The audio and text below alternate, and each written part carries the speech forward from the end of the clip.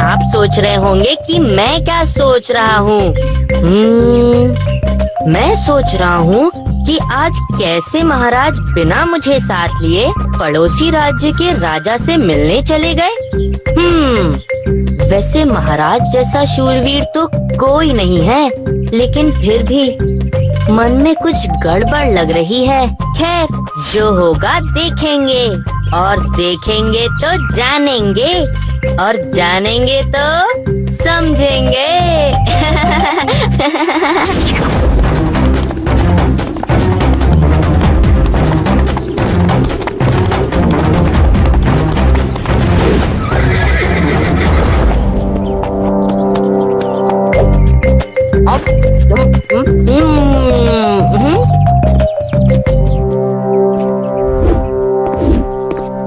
जल्दी कैसे आ गए? ये हमारा महल है, हम यहाँ जब चाहे तब आ जा सकते हैं।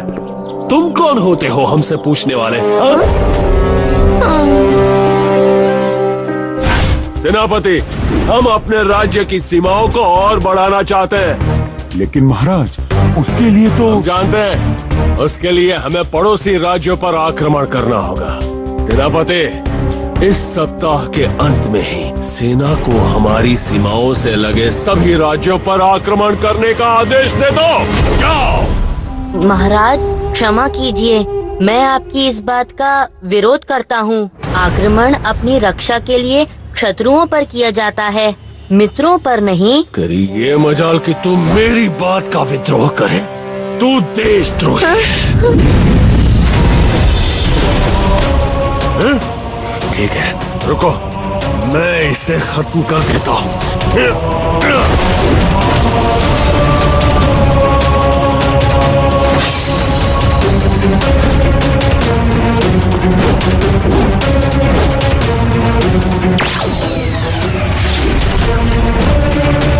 महाराज, ये आपको क्या हो गया है? सैनिकों, पकड़ लो इसे।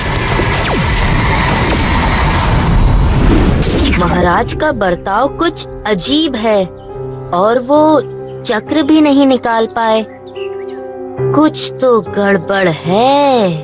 हाँ, मुझे इसका पता लगाना ही होगा। रे अंगूठी, खोल दे तू ये राज, क्यों बदले बदले से है महाराज। ये तो काला पहाड़ है। और ये क्या? ये कैसी अजीब सी चिड़िया है? इस राज को जानने के लिए मुझे काले पहाड़ पर जाना होगा।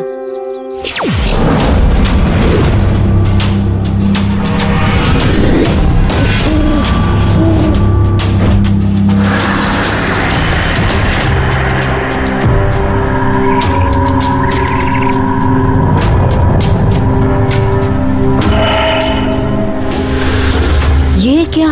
चमचम चुड़ैल, खोपड़ी और डम डम दमा की लाश। जरूर ये जाल इन्होंने ही बिछाया होगा, पर मामला क्या है? कब से इस विक्रम की पहरेदारी कर रही हूँ। यहाँ बैठे बैठे मुझे तो नींद आ रही है।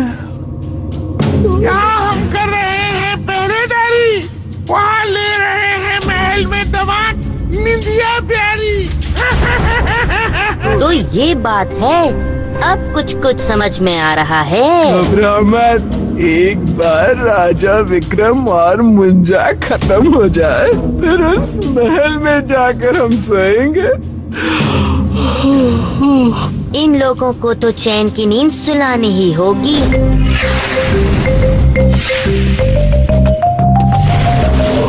मुझे तो बहुत नींद आ रही है मुझे भी निंदिया प्यारी। देख आ गई निंदिया प्यारी। मुंजा, महाराज,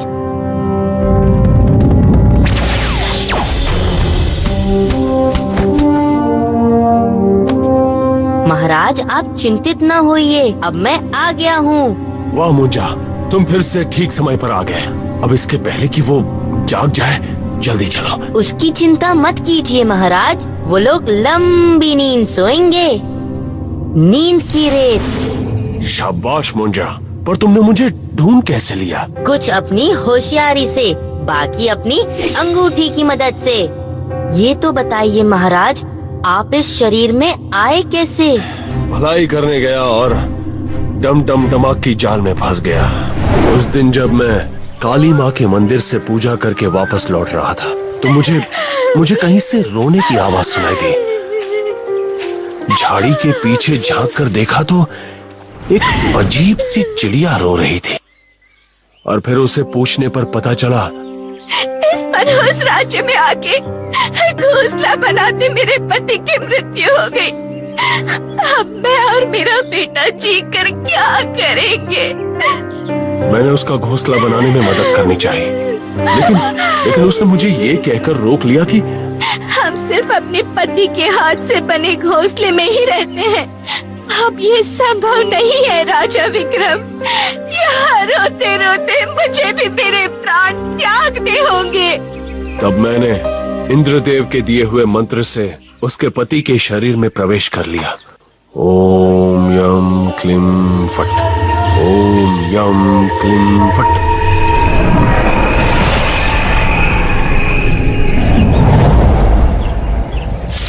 ओम यम क्लीम फट, ओम यम क्लीम फट।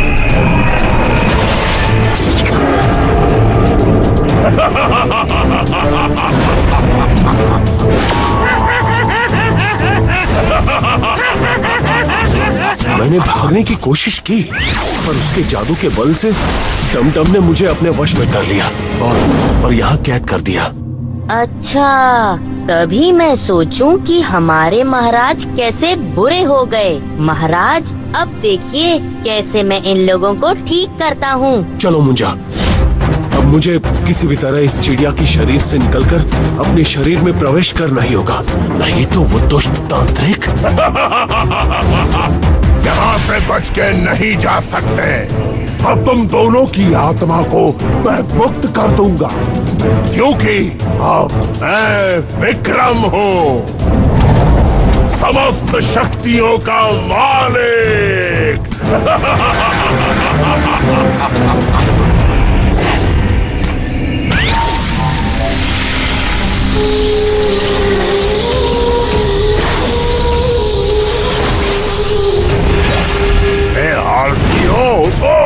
वो मुंजा यहाँ आ गया है। क्यों उठा रहे हो वो डमडम? तुम मुझे नहीं मार सकते क्योंकि ये शरीर विक्रम का है।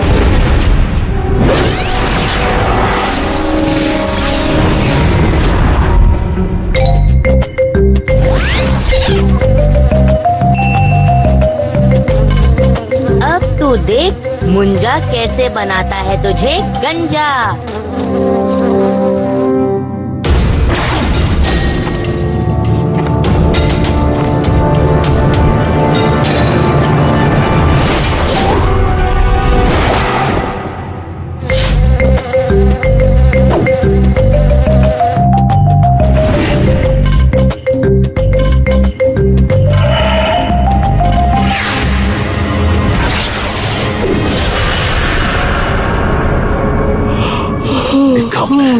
किसी काम के नहीं, अब मुझे ही मुंजा को खत्म करना पड़ेगा।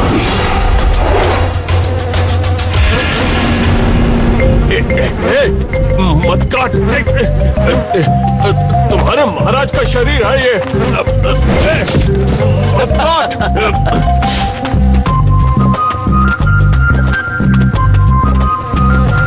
मुझे इस शरीर से निकलना ही होगा।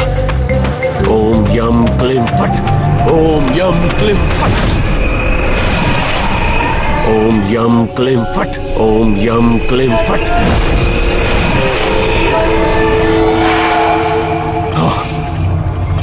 आखिरकार मैं अपने शरीर में आ ही गया। अब देखता हूँ इस डमडम को। हिम्मत है तो उठा तलवार और मेरे वार का सामना कर। हमारे वार का सामना महाराज? तेरा सारा खेल खत्म कर दिया मुंजा।